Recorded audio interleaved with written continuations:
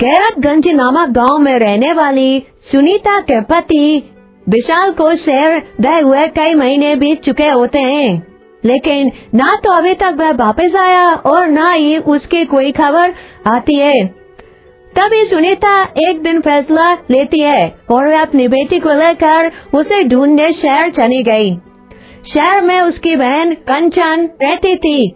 वह पिंकी को लेकर उसी के घर चली गई और वहाँ रहकर विशाल को ढूंढने लगी, लेकिन काफी दिन होने के बाद भी वो उसे कहीं नहीं मिलता। फिर एक रोज उसकी बहन कंचन उससे कहती है, देखो सुनीता, अब तुम विशाल को ढूंढना बंद कर दो। इतने बड़े शहर में आखिर तुम कब तक उसे ढूंढते रहोगी? अब तुम अपने और अपनी बेटी के बारे में सोचो और आमदनी कमाने के लिए कोई काम धंधा देखो। तुम बिल्कुल ठीक कहती हो बहन।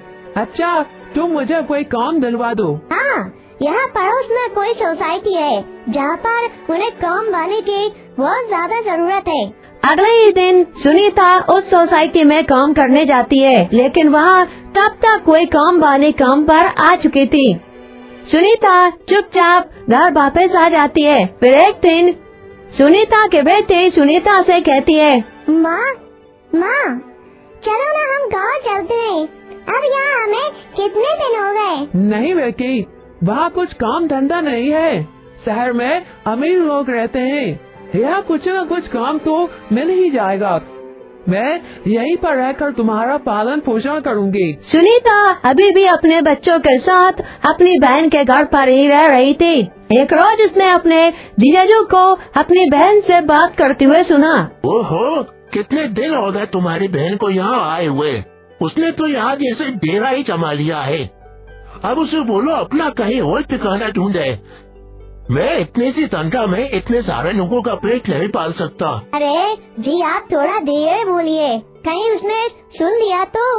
और मैं आप कैसे उसे ऐसे घर से जाने के लिए कह दूं? कमरे के बाहर खड़ी सुनीता उनकी सारी बातें सुन लेती है। ये सुनकर वह बहुत उदास हो जाती है। फिर शाम को अपने बच्चों को लेकर वह पार्क की तरफ निकल जाती है, जहाँ उसे पार्क के सामने एक मोमोज वाला दिखाई देता है। अरे, ये आदमी वाला एक बर्तन में ऐसा क्या बेच रहा है जो इसके पास इतनी सारी भीड़ें लगी हुई है? माँ, उसे मोमोज कहते हैं। कल मौसी का बेटा खा रहा था, तब उसने मुझे भी एक दिया था। बड़ा ही स्वादिष्ट था। मेरा और खाने का मन था, लेकिन उसने नहीं दिया। अच्छा, कितने का आता है बेटा? सुनीता की बेटी उस मोमोज वाले के पास मोमोज का प्राइस पूछने जाती है, लेकिन उसके पास वाले मोमोज ही थे जो वो 100 रुपए प्लेट दे रहा था। सुनीता की बेटी ने आकर अपनी माँ को बताया और सुनीता ने उसे पैसे देते हुए कहा, जा ले आ। उन दोनों ने मिलकर वे मोमोज खाए जो कि बड़े ही स्वादिष्ट थे। फिर जब बिल खत्म हुई तो सुनीता उस मोमोज वाले के पास गई और बोली, सुनो भैया, मैं गांव की सीधी सादी औरत हूँ और यहाँ मैं काम की तलाश में आई हूँ, लेकिन कहीं कोई काम नहीं मिल रहा है।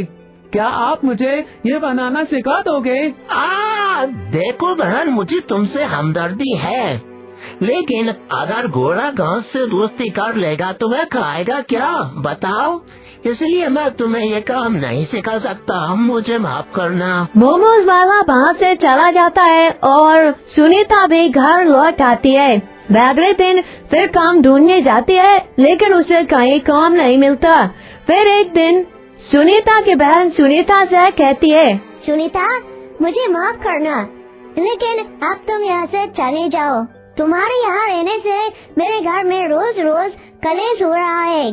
ये लो थोड़े से पैसे और अपना ठिकाना कहीं और देख लो।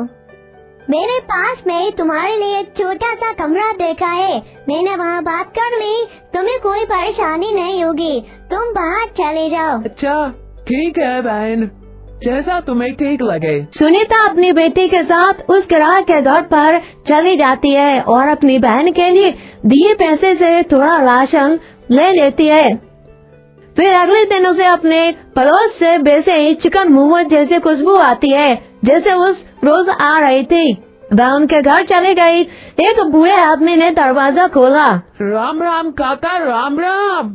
आपके यहाँ से बड़ी अच्छी खाने की खुशबू आ रही थी, वो मैं यही आपके पड़ोस में रहने आई हूँ। अच्छा अच्छा, हाँ बेटी, मैं मोमोज बनाने का काम करता हूँ।